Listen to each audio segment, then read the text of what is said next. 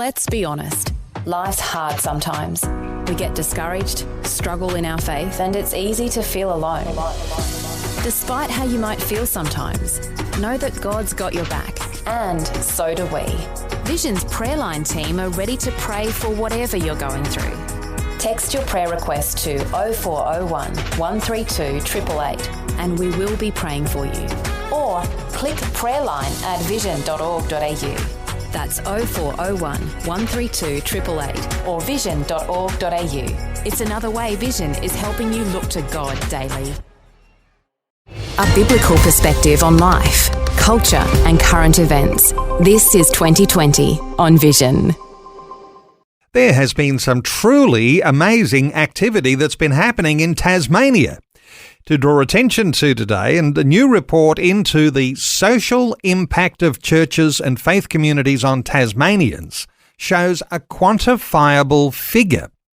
Churches in Tasmania contribute value worth more than $70 million to their state.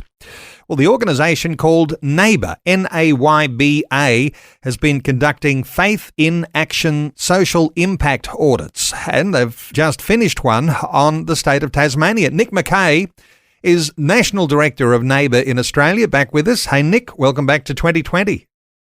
Thanks so much. Lovely to be with you. Nick, you've just returned to your hometown in Melbourne from Hobart, where you were there for the launch of this new report. No doubt that'll be greeted with a lot of glee by some churches who are very interested in the outcome.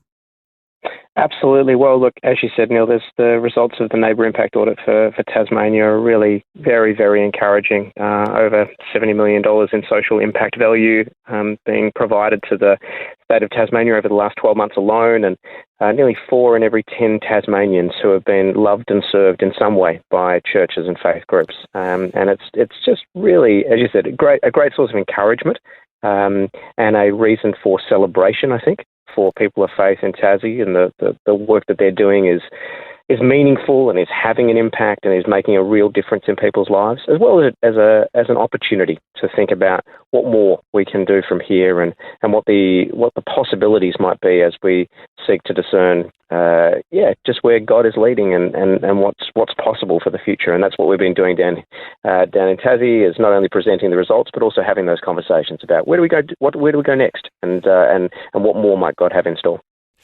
Nick, you've done some of these audits in some cities and some regional areas. Is this the first time you've done a statewide audit like this? Correct, yeah. I believe it's actually the first statewide audit of its kind anywhere in Australia. So as you said, we've done about 7 or 8 of these audits along the east coast of the mainland, and they've been very significant in each case, a great opportunity to be able to bring the church together and get a greater sense of the collective social impact of the work that churches and faith groups are doing for those in need in the wider community. But this is the first NAYBA impact audit at a state level, and it's been a wonderful experience. It's taken us the best part of a year to get this done, and there's been just great opportunities to be able to connect with the diversity of the faith community here. So we had 164 survey responses to the impact audit, and they came from the breadth of the church as well as some other faith communities as well. So we were really encouraged by that process. So you call it a collective social impact of the church communities in Tasmania. How do you arrive at a $70 million figure? That's a great question. So we measure primarily the hours that have been dedicated to those in need in the community by churches and by faith-based organisations. So included in this audit were not just local churches, but also faith-based agencies and ministries and other faith organisations. And they reported on the most significant community services that they have provided over the previous 12 months. And both the staff and the volunteers who have been responsible for providing those services. We then have quantified the number of hours, both paid and voluntary, and multiplied those by the minimum wage for the period. So that was basically the financial year 2023. Plus, we've added some of the additional resources that have been provided directly to the beneficiaries. So that's a bit of basically it measures the something of the value of the time that has been given to those in need. But probably a couple of things that are worth noting. The first is that the figure of over $70 million is an intentionally conservative figure, and it is very conservative. So the real value is much more than what we've stated, but our intention is to under-report rather than over-report. And I think the other thing probably to say is that, as we know, as people of faith, the true value of faith is not something that can be quantified in dollar terms. In fact, it's immeasurable. But that's part of this process, I think, is part of trying to understand, to the extent that we can, what's the nature and the extent of the good work that's going on in the community, and how can there be even more of it, so that we find ways to be able to share the life and the love of Jesus with people who need it. And of course you have churches and charities and all sorts of other not-for-profit organisations that have interactions with the community. You call these interactions beneficiary interactions. It's like the connections with the real people on the ground in Tasmania. How does all that look, Nick? I think it's incredibly impressive. So yes, what the NAYBA Impact Audit report, the final report, manages to do is to tell us not just how many unique beneficiaries, so that's well over 200,000 individual people who have been helped in some way by churches and faith groups, and that's equivalent to almost 40% of the population of the state. But we've also quantified nearly 2 million beneficiary interactions, which means that of those 200,000 people, most of them are being served in some way by churches and faith groups on at least a monthly basis. So these services, and we'd know these well for anyone who's part of a local church and might volunteer in providing various services to the community, whether it's providing meals for those who need it, or helping to create programs that help to build community and reduce isolation. That those type of things it's not a one-off. For the most part, this is a gift to the community and a service for those in need that is being provided on a regular and an ongoing basis. And so the beneficiary interactions are an attempt to show that it's not just a kind of we'll touch somebody's life and then move on. But in many cases, the work of people of faith is walking alongside those in need for as long as it takes. And that is, in some ways, one of the greatest gifts, and I think one of the unique and critical role that the faith community can play in building Tasmania that is in which all people can flourish. And it sounds to me like it's so useful to be able to put a dollar figure on the work that churches and charities do. But that's not been the only outcome. You've also been able to identify some of the top social issues that are being addressed in Tasmania. What do you see as those top issues that you might have gleaned out of the type of audit and survey results that you've done? Yeah, so the top three social issues that we found were being addressed through this NAYBA Impact Audit in Tasmania are mental health, social isolation and loneliness, and financial and food insecurity. And none of them were overly surprising in many ways. We know that the cost of living crisis is something that has hit everybody, and that includes those in Tasmania. And so the issue of financial and food insecurity is very real for many, many families, and that heart-wrenching decision about whether to pay your rent and keep the lights on or put a meal on the table. And then those other two issues of social isolation and mental health are in many cases interrelated, because a lack of community, a lack of connection leads to a likelihood of, or a greater likelihood of mental ill health. So there are great concerns that these are the types of issues that ordinary people in Tasmania, and that, for that matter, around the country are facing. But I think that there's also great opportunity in that regard for the church and for people of faith to respond, and great work that's already happening. One example that comes to mind is just outside of Launceston. There's a wonderful church there, Newstead Baptist. They're a pretty small congregation, but they have a great love for the community, and they run a number of services and activities that bring people in from the wider community who would otherwise be isolated, and give them a sense of community and a sense of connection. And the stories and feedback that we hear from people whose lives have been transformed just by the opportunity to come in and feel a sense of love and belonging. And so I think while the extent of the social issues in Tasmania and elsewhere for that matter are pretty extensive and complex, sometimes the solutions don't have to be. Sometimes it's just about us doing what we can to be a good neighbour and a good friend for people in need.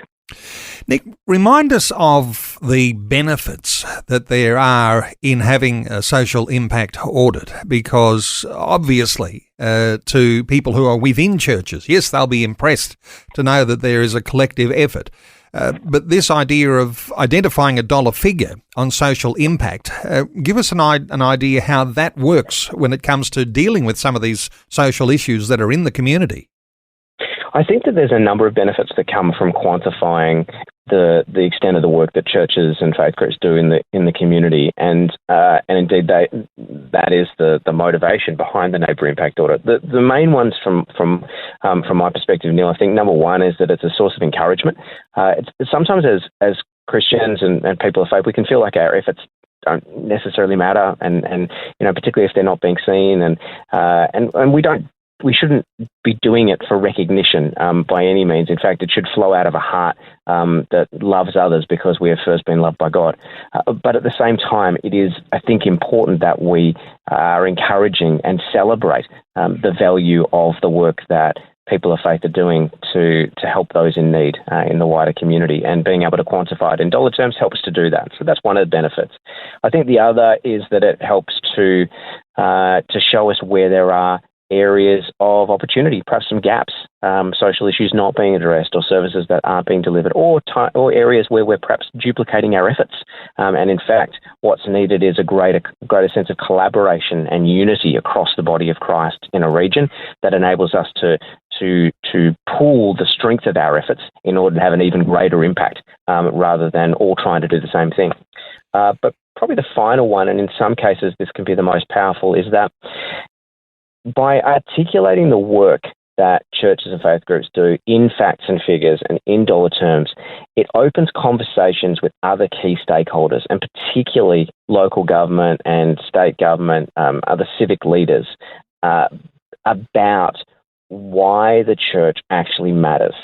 It helps to show that the church is strong, that we are doing really remarkable work, and we should be, to love and serve the community. But equally, it opens a conversation about what it might look like for there to be greater collaboration between the faith community and government and the corporate sector and civil society, because I think at the end of the day, we all want to see our communities flourish. We all want to be part of living in neighbourhoods where people enjoy a sense of peace and prosperity, as the Bible calls us to do, and so to be able to communicate that in a way that can enable those conversations is very powerful, and that's certainly what we've seen here in Tasmania. There's been a number of launch events that have been held in the various parts of the state, and at each one of those we had not only a range of amazing faith leaders, but also local mayors and state politicians who were very complimentary, and in some cases very surprised, I think, at the extent of the work that's being done, and very open to conversations about what more could be done collectively in order to see transformed cities and neighbourhoods that actually see people flourishing and living the sort of lives that I believe God wants them to live. Well, there's some regional areas, and I know you did one of these in the Illawarra just recently, but this time the whole state of Tasmania.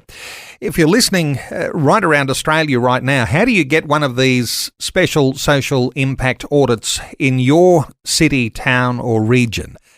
People just connecting with you? Absolutely. Yeah, we'd love to hear from you if this is something that, if you're a church leader or a civic leader and you think in your local government area, your region, your state, this is the sort of thing that would be really helpful. We'd love to hear from you. Our vision over the next 3 years is to be able to do even more of these neighbour impact audits across the country in order to ultimately produce a national report on the value of faith to the Australian community. So that's the direction that we're hoping to head in over the next few years. So if it's of interest, please reach out. You can contact us through social media at NAYBA Australia, NAYBA Australia, or you can get to us via our website, which is nayba.org/au. And just reach out. We'd love to hear from you and have a conversation about what it might look like for us to help the churches and faith groups in your area to have an even greater impact on your community. Well, it's a great aspiration to look forward to a national social impact audit. The Faith in Action Social Impact Audits from NAYBA, NAYBA, just launched the report in Hobart, and no doubt for those listening in Tasmania to get your hands on the report, connect with Nick at NAYBA, NAYBA.org/au. Nick Mackay is National Director of NAYBA in Australia. Nick, thank you so much for taking some time to share these thoughts with listeners today on 2020. Oh, thanks, Neil. Always great to be with you. Thanks for taking time to listen to this audio on demand from Vision Christian Media. To find out more about us, go to vision.org.au.